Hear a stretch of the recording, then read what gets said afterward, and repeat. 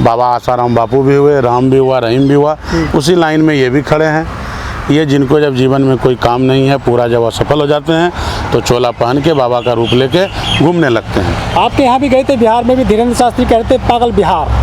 मैंने तो स्पष्ट रूप से उनके आने के पहले कहा था अपने लोगों से कि ये जो बाबा हैं ये ढोंगी हैं, अविश्वासी हैं, पाखंड है, इनसे जितना दूर रहिए उतना बढ़िया है। और वो जब वहाँ गए, उन्होंने जो आपने कहा पागल होने की बात, ये कहने की, जैसे उनको पता चला कि बिहार का मिजाज दूसरे स्वभाव विचार का है, उनके आयोजक करता तुरंत एक पूरी टीम माननीय उप मुख्यमंत्री तेजस्वी यादव जी से मिलने चले गए, समय लेने चले गए कि बाबा आपसे मिलना चाहते हैं, समय लेना चाहते हैं। तो समय उनको मिला नहीं, तो उन्होंने इसी रास्ते से भी बिहार से निकलने का काम किया है। लेकिन लालू प्रसाद यादव जी की लड़की भी उनसे पर्ची खुलवाई थी विदेश से ही। देखिए, माननीय लालू प्रसाद यादव जी हमारे राष्ट्रीय अध्यक्ष हैं, राष्ट्रीय जनता दल के सामाजिक न्याय के पुरोधा हैं, सर्वमान्य नेता हैं पूरे देश के।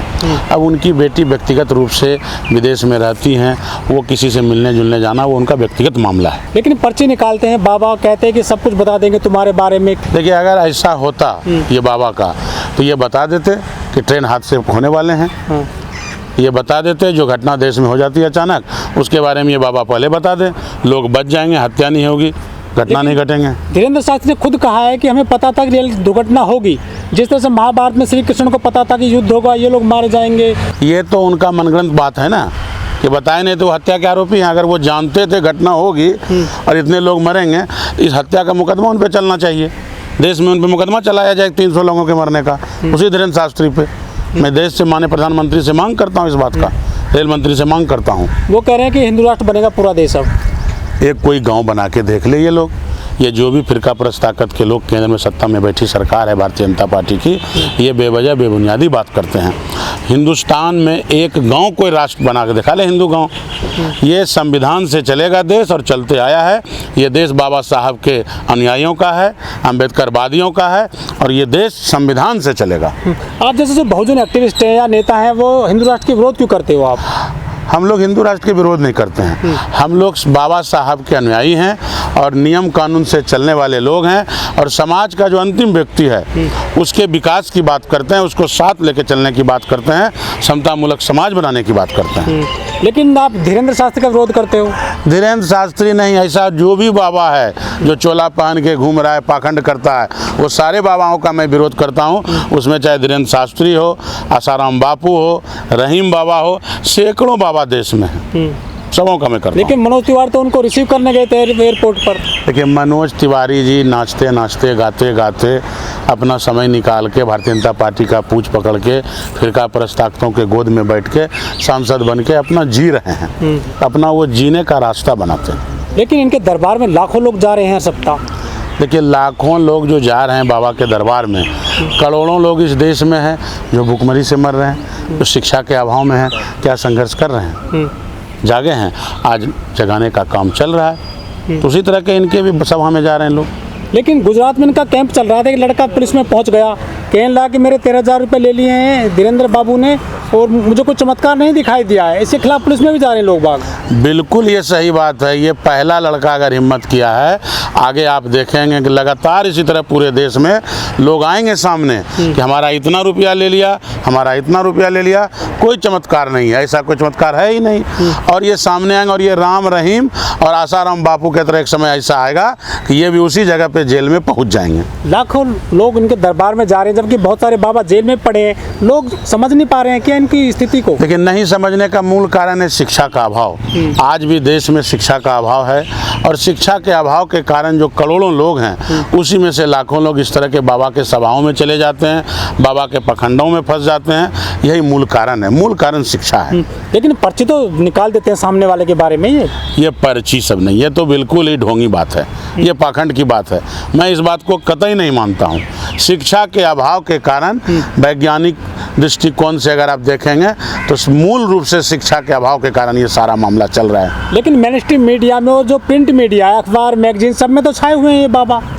देखिए मीडिया, मैं आपको क्षमा मांगते हुए मीडिया बंधु से ये कहना चाहूँगा कि मीडिया की देश में क्या स्थिति है वो पूरा देश जान चुका है। आज निजीकरण और किसी खास के हाथों मीडिया बिकी हुई है। मैं माफ़ी चाहते हुए ये बात कहना चाह रहा हूँ, माफ़ी मांगते हुए, कि मीडिया तो निजीकरण हो गया। पहले अखबार में छपते थे तब बिकते थे, अब पहले बिक जाता है तब छपता है। जो रेल हादसा हुआ है उड़ीसा में, लोग कह रहे हैं कि बाबा ने क्यों नहीं भविष्यवाणी करी थी, सबकी जान बच जाती।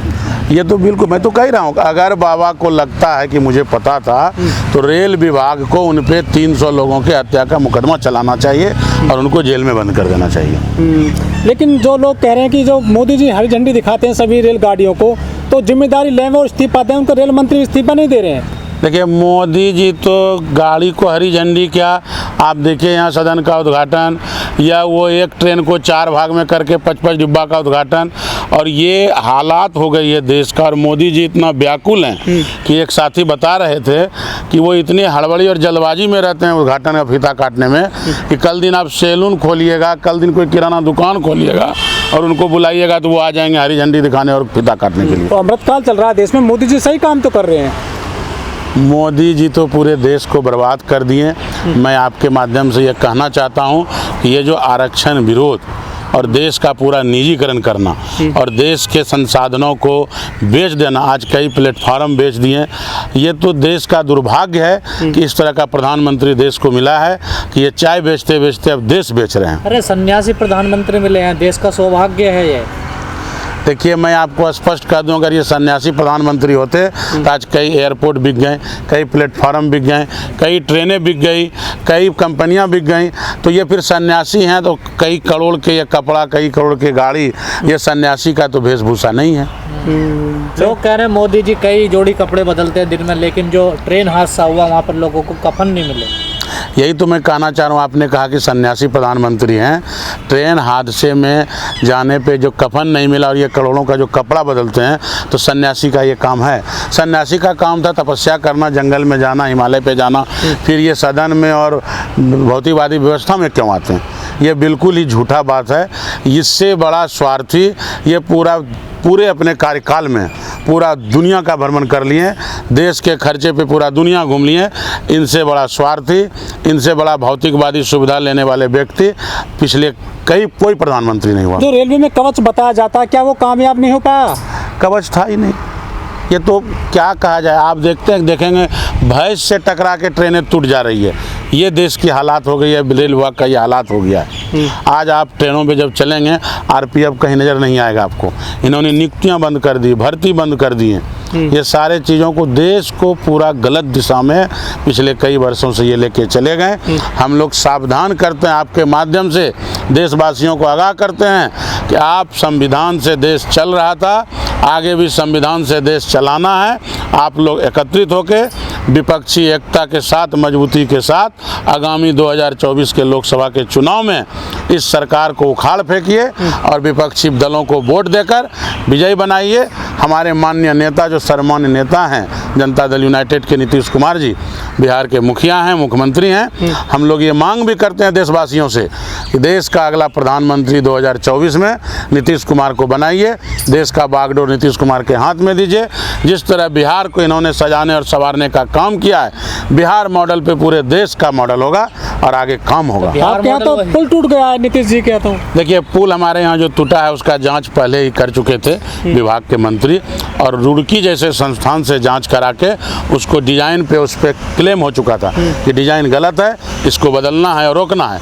और रही बात हमारा बिहार मॉडल का, आप देखिए कि हमारे मुख्यमंत्री जी छात्राओं के लिए पोशाक योजना, साइकिल योजना, अति पिछड़े और अनुसूचित जनजाति के लिए एकल पद पे भी आरक्षण, हमारे यहाँ नगर निगम का चुनाव हुआ, नगर परिषद का चुनाव हुआ, कई ऐसे चुनाव हुए जिसमें कि एकल पद पे भी आरक्षण हमारे नेता ने देने का काम। उनको तो छोड़ दिया ना, जो डीएम के हत्यारे हैं, दलित डीएम के। देखिए डीएम क्या, तो उन्होंने सजा काटी ही, और सरकार के नज़र में जब पता चला कि कई ऐसे लोग हैं जो इस कानून के तहत परेशान हैं, तो एक आम कानून लाया गया।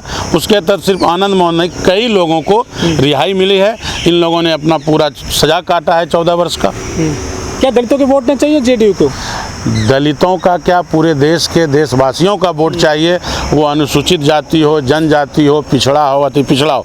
आज जो काम बिहार में माननीय मुख्यमंत्री जी ने अनुसूचित जनजाति के लिए किया है, एकल पद पे आरक्षण का, दलित मिशन आयोग का, दलित मित्र का, नहीं, अगर कई ये ऐसे। काम बीजेपी करे तो बीजेपी गलत है और आप करो तो ठीक है, ये कैसे? कौन सा काम? ये आरोपियों को छुड़ाने का, जैसे गुजरात में छोड़े गए बिल्किस थे वालों के आरोपी छोड़े गए। अपराधियों को, तो वो गलत था और आप छोड़ रहे तो ये सही है। नहीं, हम लोग ऐसा भेदभाव क्यों? हमारे यहाँ तो छोड़ा नहीं जा रहा है किसी को। 14 वर्ष का पूरा सजा काट, आरोपी छोटे हैं ना, उम्र कैद थी, फांसी सजा बोली थी उनको। नहीं, 14 वर्ष की पूरी सजा काट ली, उसके बाद वो लोग रिहा हुए। 1400 जो फांसी सजा सुनाई गई थी उनको, नहीं, फांसी की सजा तो नहीं थी। सेशन कोर्ट में फांसी सुनाई गई थी, फिर उम्र कैद में बदला था उसको। लेकिन उम्र कैद में जब सजा बदल जाती है तो सरकार ने अपना एक बैठक करके कैबिनेट का एक निर्णय लेके, पूरा एक निर्णय आया, उसके उपरांत ही उनको। तो बिहार के दलित तो गुस्से में है इस बात को लेकर। बिल्कुल नहीं, दलित के लिए तो बड़े पैमाने पे पिछले 17 वर्षों में काम हमारे मुख्यमंत्री जी किए हैं और उसके पूर्व भी लालू यादव जी ने किया है। पिछले 32 वर्षों से 37 वर्षों से जो वहाँ काम हुआ है, बड़े पैमाने पे काम हुआ है दलितों के लिए। मुख्य धारा में जोड़ने का काम किया गया है दलितों को।